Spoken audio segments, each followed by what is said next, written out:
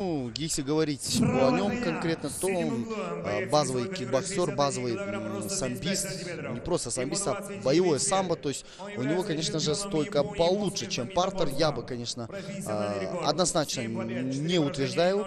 Ну, скажу, что в стойке он превосходит больше, чем именно в партере, поэтому, конечно, он же будет именно по большей части проводить бой именно в стойке. Ну а боец из Японии, конечно, Рой Ямагучи Рио, конечно, он по большей части такой универсальный боец, и в стойке может как бы зацепиться с любым соперником, да и в партере себя в обиду не даст, поэтому очень интересно, очень колоритный, кстати, боец из Японии, весь в татуировках. Давно мы таких колоритных бойцов не видели, даже могу сказать, что даже впервые, если не ошибаюсь. Чемпион республики по рукопашным боям. Профессиональный рекорд. 6 побед, 0 поражений и 0 ничьи. Мастер спорта по боям без правил. Команда Атилла. Тренер Микки Калагулов. Встречаем. Боец команды Кыргызстан. Дүйшебай Улу.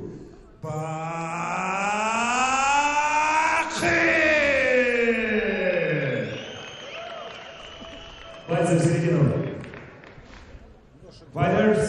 Эки мушкер менен таанышып алдык жана азыр болсо ушул чемпиондук куруучу таймашка назарыңыздарды бурабыз. Япониялык биринчи мушкер биздин мекендешибизди утуп кетти эле. Ал Ю Фуджумаки Байзак Ракиевди 4-чү раундда жеңип алды, колун кайрып кетип, күтүлбөгөн жерден кайрып кетти эле. Азыр болсо экинчи Күнчыгыш өлкөсүнүн өкүлү чыгып атат. Рой Ямагучи Рио, Дүйшөбай уулу Бакытбек мекендешибизге албетте көрмандык кылып турабыз. Бул дагы 5 раундка улана турган беттеш, денесин бүт сүрөт баскан бул япониялык. Ал эми биздин мекендеш андай жолдорго барган эмес, эми биздин менталитетке деле көп туура келе бербейт андай нерселер. Эң башкысы өзүнүн жакшы беттешин өткөрсө деген тилегибиз бар. Азыр болсо чалгындоо иштери башталды. Түз эле эки мушкер тең бири-бирин качырып, мына ушул биринчи раундда эле абалды курчутпастан акырындап бири-биринин алсыз жагын издеп, тамырын тартып көргүсү келет. 5 раунддук таймаштарда ушундай алгачкы раундда эле күчүңдүн баарын ортого салуу деген негизинен туура эмес. Муну эки мушкер тең өтө жакшы билет. Булар 61 килограмм салмак чембирдегинде беттешүүдө жеңил салмактагылар.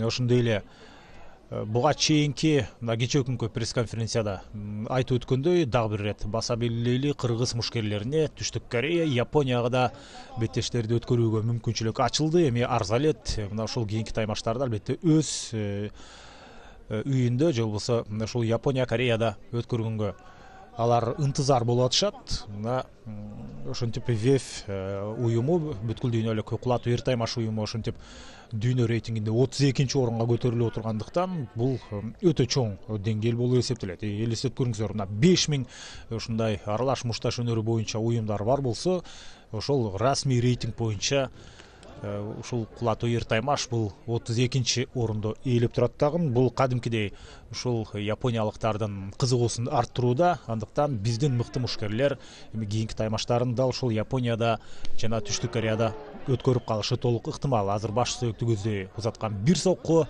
албетте ал өз максатына жеткен жок. Япон мушкери чындыгында ар тараптуу, ал жада калса ушул туруу абалында сол бутун астына кылып деле, оң бутун астына кылып деле жүрө берет. Мына өзүн өтө эркин сезген мушкерлердин бири. Ошонусу дагы биздин Бакытбек Дүйшөбай уулу оңой жолдордон эмес.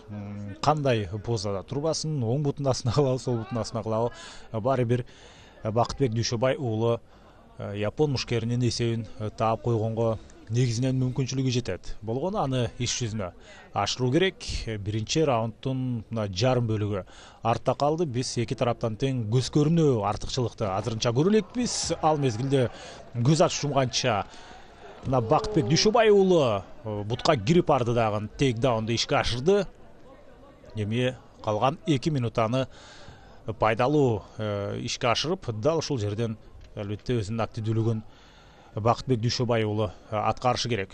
өтө мындай ишенимдүү, салкын кандуу биздин мушкерлерибиздин бири, келечегинен көптү үмүттөндүргөн мекендешибиз деп айтсак дагы толугу менен туура болот. Бирок азыр албетте 27 жашка келип калды.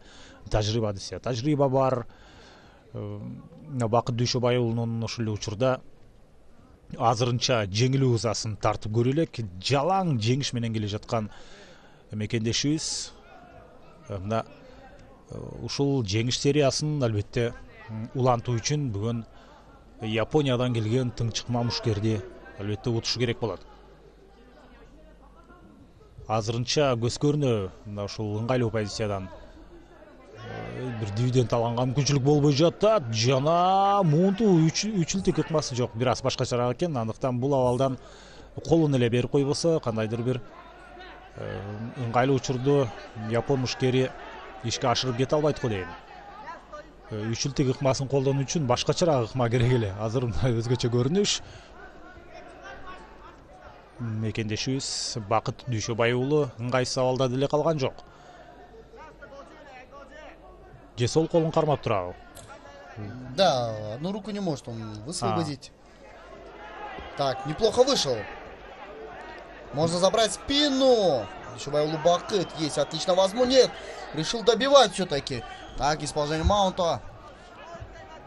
Уходит в защиту и здесь спину отдает. Нужно было как-то быстрее действовать. Как-то форсировать события нужно было Дүйшөбай уулу Бакыту. Так. Так, заберет ли он спину? Нет. Решил все-таки добивать. Все-таки базовый кикер. Оно и понятно. Так. Пока что, ну, Grand and Pound не особо силен. Все. Завершился первый раунд. Ну что ж, подождем, понаблюдаем. Второй раунд. Так. Ой-ой-ой, да. Удар в пах, да, конечно. Хотел он в мидл-кик, удар по корпусу. Там такой закрученный вариант мидл-кика. Но, конечно же, я думаю, не специально. Так. Так, удар в корпус. Лоу-кик. Почему руками не работает? Дүйшөбай уулу Бакыт, он уже очень хорошо именно руками работает. Так, ой-ой, проваливает, неплохо. Оттянулся. Ну, удар из карате, кстати. Только что мы сейчас увидели с Киошинкай. Наподобие Маваши. Так. Будет ли перевод в партер? Обнимашки у сетки.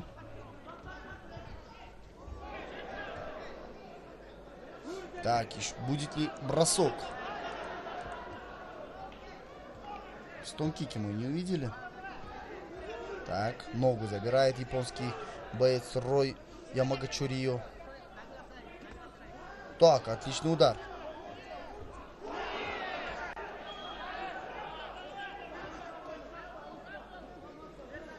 Боковой контроль. Так, нужно было вязать. Вязать нужно было, но почему-то Дүйшөбай уулу Бакыт как-то вот не активен в грэпплинге. Хотя он умеет бороться, он умеет проводить болевые, удушающие, но почему-то Дүйшөбай уулу по большей части именно на добивание как бы настроен. И это не удается ему пока что. А мы видим тем временем у Роя Ямагачурио из Японии рассечение над левым глазом. Рассечение есть. Так, бой продолжается в стойке. Так, нужно выходить. Вроде как бы есть смещение на линию атаки, но тем не менее не очень активен Дүйшөбай уулу Бакыт. Мидл кик по защите. Неплохо, кстати. Это, кстати, из карате. Тоже Киошинкай. То есть нижний замах под лоу-кик и потом же сразу перевод в голову. Так, мидл кик. Неплохо зацепил. Почувствовал, кажется, японский... Заметили, как японский боец начал уже руки опускать пониже? Несколько раз мидл кики он пропустил и начал руку отпускать. Соответственно, левая защита головы как бы свободна. Почему бы и не поработать, да? На левую руку. Япон мушкери мына өзүн өтө эркин алып жүргөнгө аракет кылып атат. Очень свободно. Бирок чындыгында мекендешүүсү Бакытбек Дүйшөбай уулу аны биртөө эле жүдөтүп ийди. Анткени сен башында айтканда азыр мына тейк даун ийгиликтүү. Башында айтканда эмне үчүн колу менен иштебейт деп мына буту менен бир нече ирет аракет кылды. Андан кийин ага чейин колу менен соккуларды узаткан япон мушкери кайсыл тараптан соккуну күтөөрүн деле билбей колун ылдый кылыш керекпи же өйдө кылыш керекпи, мына ошого дагы толук түшүнбөй калган учурда мына күтүүсүз жерден албетте бутка да кирип келип атат. Ошентип туруп чындыгында Бакытбек Дүйшөбай уулу япон мушкерин бир топ жүдөттү. Азыр болсо мына ыңгайлуу учурду кармап турат. Жок, бирок позиция оң кол менен сокку узатканга мүмкүнчүлүк берет беле. Бирок ошол гранден паундда активдүү болбой эле башкача ыкмаларды Бакытбек колдонгусу келет. Эми жоокердик самбо боюнча жана ошондой эле кикбоксинг боюнча Кыргызстандын чемпиону, кармаш урушу боюнча Кыргызстандын чемпиону, негизинен ар тараптуу мушкер Бакытбек Дүйшөбай уулу. Ал эми мына азыр өзүнүн активдүүлүгүн баштады. Албетте бет талаштыра соккуларды узатып ушул жерден бир топ ыңгайсыз абалга атаандашын япон мушкерин калтырса болот беле. Азыр мына жөн отурбастан секунданты видеого тартып отурган экен телефону менен. Бул Наверное, для анализа поединка. Ооба.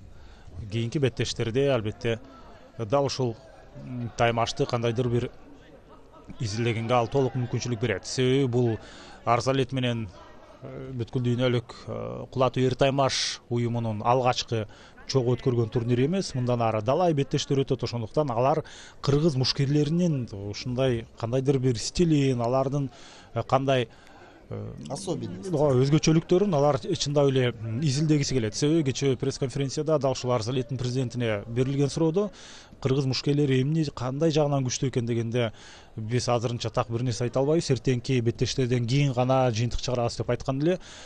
Албетте таймашка алар даярданды. Дал ушул Бакытбек Дүйшөбай уулунун буга чейинки беттештерин алар изилдешкен.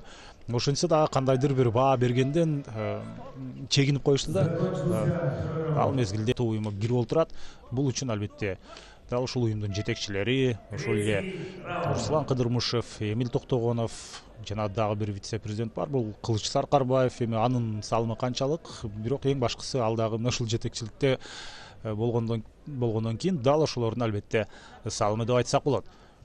Андыктан Япониянын мына Арзалеттин жеңүүчүлөрү келип биздин чемпиондор менен беттешип атат. Азырынча буга чейин бир япон мушкери чыкканда ал утуп кеткен болсо, эми экинчисин албетте биздин Бакытбек Дүйшөбай уулу утуп алышын ушунчалык каалап турган мезгилибиз. Мына лоу кик жана ар тараптуу бир классикалык эмес, башкача кыймыл аракеттер менен Бакытбек Дүйшөбай уулу активдүүлүгүн баштады. Үстөмдүк кысым кадимкидей биздин мекендеш тараптан. Дагы бир талуу жерге жок, бул жерде демек октагондун ичи суу болуп калган экен. Аны албетте кургатып коюш керек. Себеби керек учурда бутуң тайып кетип атаандашыңа сокку өткөрүп алсаң, бул албетте будет обидно, конечно. Бул чындыгында жакшы нерсе эмес. Ушунчалык даярданганың, сени салмак кууп, беттешке канча маңдай тер төгүп келгениңдин баары мына ушундай кокустуктун айынан жеңилип калганга албетте бул жаман жакшы нерсе болбойт. Ал мезгилде кезектеги активдүүлүк Бакытбек Дүйшөбай уулунда.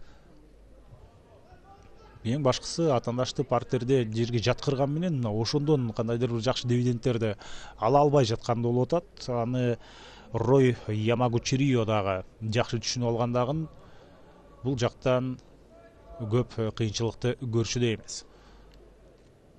Активдүүлүк жок. Мындай болсо калыс кайрадан экөөсүн тургузуп беттешти туруу абалында улантууга мүмкүнчүлүк берип коюшу ыктымал. Соккулардын бирөөсү дагы өз максатына так жетпей атат. Атаандашына мүмкүнчүлүк берип койбойбу. Эгерде мындай жерден артыкчылык көз көрүнө ишке ашпаса, мына эми ыңгайлуу позицияны ээлегендей болуп атат. Япон мушкери ары буралып, бери буралып келип эле мына ушинтип Бакытбек Дүйшөбай уулуна сокку узатканга мүмкүнчүлүк бербей жатат. Спорт ордосунда чындыгында бош орун жок. Мына ушундай чоң ири турнирге өтө көп көрөрмандар келди. Жана ошондой эле НТ Спорт каналында түз эфирде канчылган жалпы Кыргызстан көрүп атат. Ал эми социалдык тармактарда, айрыкча YouTube'да ошол эле Бразилия, бул жагы Бразилиядан баштап, ары жагы Японияга чейин түз эфирде. Көрөрмандар дал ушул аралаш мушташ дүйнөсүнүн өкүлдөрү байкап турган учуру, себеби YouTube'дан эгерде байкап көрсөңүздөр, ал жакта япончо, англисче, латынча, толтура башка тилдерде дагы кадимкидей комментарийлер чыгып атканы мына ошондон эле байкасак болот. Ошентип бүткүл дүйнөлүк кулатуу Эртаймаш уюму дагы бир тепкич өйдө көтөрүлдү.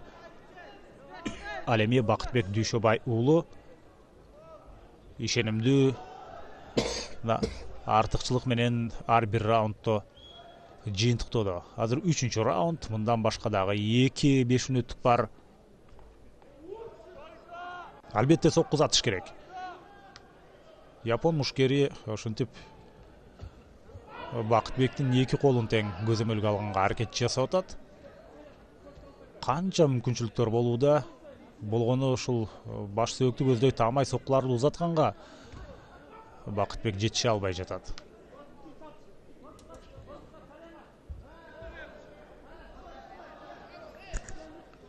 Так, пытается он здесь взять боковой контроль, Дүйшөбай уулу Бакыт, но пока что не удается ему. Очень грамотно действует японский боец, не дает возможности, конечно, работать из такого положения. Так, забирает спину Дүйшөбай уулу Бакыт. Так, попытка удушения. Ну, пока что руку должным образом не зафиксировал. Соответственно, будет очень сложно. Так, можно, теперь вот, теперь уже, что же творится-то, а? Сымаптай сурулуу эле чыгып Да, атат. очень как-то вот вальяжно он вот в этом моменте, конечно, начал действовать и вот отличную возможность упустил. Так, боковые удары из положения добивания. Удары проходят, довольно неплохо проходят. Так, можно добивание, да, нужно уже как-то агрессивнее действовать. Нужно давить, нужно давить. Так, еще много начал японский боец пропускать. Так, он почти уже не защищается, пытается, да.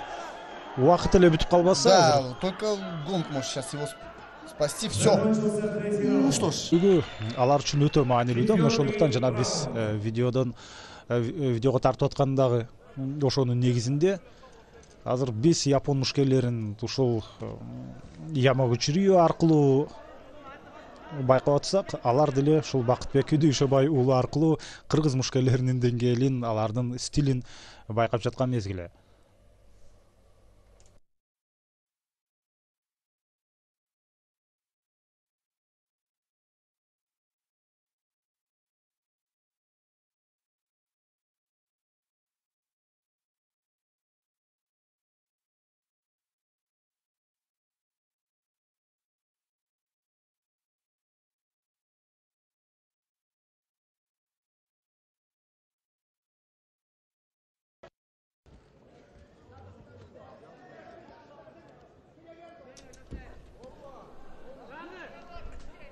Мына 4-чү раундтун алгачкы минутасы артта калды. Жана биз 1-чи раундтан бери дал ушундай көрүнүшкө күбө болуп баратабыз. Кандайдыр бир өзгөчөлүктөр көрүнбөйт.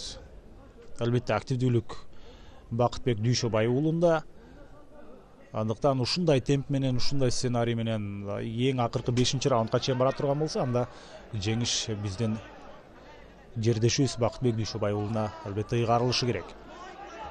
Канча ирет мына ушундай ыңгайсыз учурлардан сымаптай сурулуп чыгып кетип атат эле япон мушкери. Бул ирет ал абалдан кутула албай калышы ыктымал. 3-чү раундтун акыркы мүнөтүндө деле, акыркы секундаларында деле ийгилик жаратып кетиши мүмкүн болчу Бакытбек. Азыр мына муунтук ыкмасы иш жүзүнө аша баштады. Жана торго бутун тиреп бул абалдан кутулуп кеткиси келип атат. Буралып кеткенге жетишти. 3-чү раундда чындыгында гонг сактап калды деп айтсак болот, анткени ушул мөндүрдөй жааган соккулар Бакытбек Дүйшөбай уулунан ишке ашып баштаган эле. Мына азыр деле дал ошондой көрүнүш. Рой Ямагучирио чарчап да калды, чалыгып да калды. Жана калыс эле беттешти токтотпосо, эми Рой Ямагучирио менин оюмча Бакытбек Дүйшөбай уулуна эч кандай бир артыкчылыкты мындан аркы учурларда көрсөтө албайт. Мүмкүн эми муун тыкмасын колдонот. Отличная возможность. У Дүйшөбай Бакыт очень много отдает спину соперник из Японии, но почему-то Дүйшөбай Бакыт не особо хорошо ему пользуется-то. Теперь как бы стопроцентный вариант. Не, все-таки видно, что все-таки базовый кикер такой, ну, боец именно стойкий, как говорится, боец рубки, да, ну, и поэтому как-то в партере он не особо активен. Так. Меньше 2 минут. Осталось до конца раунда. Да, пока что по большей части выигрывает наш боец. Очень много пропустил, да, конечно, японский боец именно в 3-м и в 4-м раунде.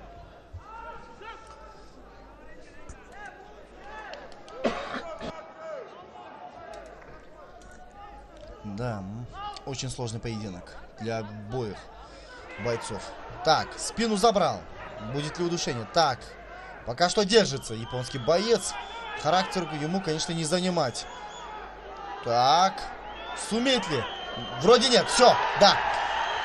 Ну что ж, Дүйшөбай Бакыт побеждает своего соперника из Японии. Конечно же, удушение. Ну что ж, молодец, молодец. Не сказал бы, что японский боец как-то смог что-то противопоставить. Наш боец полностью доминировал, спокойно разбивал, методично разбивал на протяжении 4 раундов. И в концовке, да, японский боец просто устал. До этого он несколько раз выдерживал натиски, но здесь, конечно, уже не хватило сил, чтобы сдержать натиск нашего бойца. Ну что ж, выравнивает Дүйшөбай Бакыт матчевую встречу, если говорить, да. 1-1 теперь у нас боевая ничья. И на этом заканчиваются поединки между нашими и японскими бойцами. Впереди еще 2 международных поединка. Дүйшөбай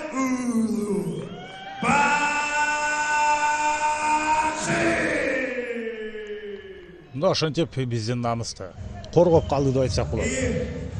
Бакытбек Дүйшөбай уулу защиту титула пояса провел успешно. Дүйшөбай Бакыт. Ну, ошентип ал өз салмак категориясындагы чемпиондук наамды сактап калды, чемпиондук курду. Мына ошентип өзүндө алып калды, Кыргызстанда калды деп айтсак болот. Рой Ямагучирио Бакытбекке ишенимдүү каршылыкты албетте башынан баштап эле негизинен үстөмдүктү көрсөтө алган жок. Татыктуу жеңиш, таза жеңиш, ишенимдүү жеңиш. Ошонун баары Бакытбек Дүйшөбай уулунун аткаруусунда болду. Эми албетте биз Бакытбектен анын Бакытбектин сөздөрүн күтөбүз. Ал учурда эмне япон мушкерине да сөз берилет. Мен негизинен жеңилген мушкерге сөз деле берилбейт, эгерде өзү эле өтө сурап калбаса. Бирок менден суроо. Япондук мушкерлер кыргызстандык мушкерлерден эмнеси менен айырмаланат экен? Ассаламу алейкум, кыргыз элдер. Ардыңыздарга рахмат. Ушунча колдоп коштоп келгениңиздерге. Азыр суроого жооп берсем, кыргыздын боецтери, элдери намыскөй болот. Намыска өтө бекем болот. Ошон үчүн ошонусу менен айырмаланат. Өзүн эч качан өзүнүн немесин бербейт. Рахмат баарыңарга. Биринчиден Аллах Таала чексиз мактоолор жана шүкүрлөр болсун. Руслан Кыдырбыш байкеге чоң рахмат айтам. Кыргыз мушкерлерине жана мына Өзбекстан эстеңгилардын мушкерлерине көптөгөн жолдорду и мүмкүнчүлүктөрдү түзүп берип жатат. Терең ыраазычылык билдиребиз. Şu GEF organizasiyasının UFC деңгээлин алып чыгышына салымыбыз кошобуз буйруса. Жана атаандашым Ройго рахмат. Өтө мындай орусча айтканда гибкий бала экен. Өзүм дагы кам бердим десем деле болот. Чындыгында өтө ийкемдүү экен япон мушкер аны баса белгиледи. Кыргыз жигиттер эч качан намысын алдырбай, намысын бербей. Шуну билгиле кыргыз эли. Рахмат барыңарга. Жана баардык кыргыз мушкерлерине ийгилик каалайм да. Тренерлерге Мики Халкулов, Махмуду Юнус тренерлерине рахмат. Жана спарринг партнер Норма рахмат. Эм айтсак сөз көп. Абдырахман Майкеге өтө терең ыраазылык билдирем. Ушунча көптөгөн боецтердин артынан көптөгөн иштер туруп жүрөт. Эң иши оор, жумуш оор. Рахмат баарыңарга. Жана Кайрат Байкеге рахмат.